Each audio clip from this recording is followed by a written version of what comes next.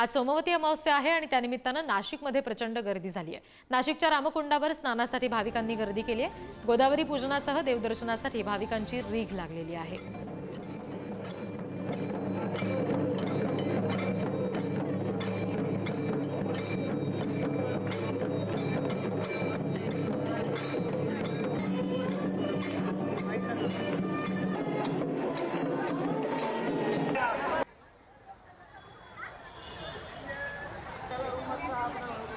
नाशिकच्या रामकुंडावरची ही दृश्य सध्या आपण बघतोय। आज सोमवती अमावस्या आहे आणि त्यानिमित्तानं रामकुंडावर स्नानासाठी भाविकांनी गर्दी केलेली आहे।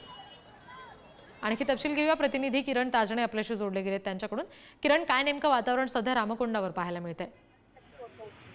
वृद्धिकर म्हणजे 12 वर्षांनी या ठिकाणी कुंभमेळा भरत असतो आणि त्या सगळ्या पार्श्वभूमीवर जर बघितलं तर ज्या प्रमुख अशा अमावस्या असतात त्यावेळेला नाशिकच्या रामकुंड परिसरामध्ये मोठी गर्दी होत असते।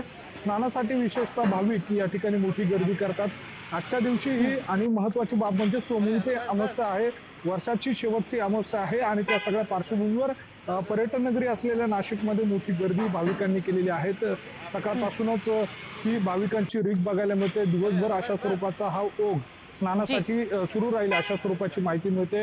अमावस्येला या ठिकाणी स्नानासाठी जी गर्दी होत असते त्यासाठी प्रामुख्यानं विशेष अशी सुरक्षा देखील महानगरपालिकेच्या माध्यमातून काही खासगी सुरक्षा रक्षकांच्या माध्यमातून केली जाते। गोदावरी नदी प्रदूषित होणार नाही याची देखील विशेषतः काळजी या सगळ्या संदर्भामध्ये घेतली जाते आणि प्रामुख्यानं आजच्या दिवशी सरत्या वर्षाला निरोपाच्या पार्श्वभूमीवर जी सोमवती अमावस्या आहे त्यासाठी गर्दी होताना आपल्याला या ठिकाणी पाहायला मिळते। जी किरण, धन्यवाद दिलेल्या माहितीसाठी।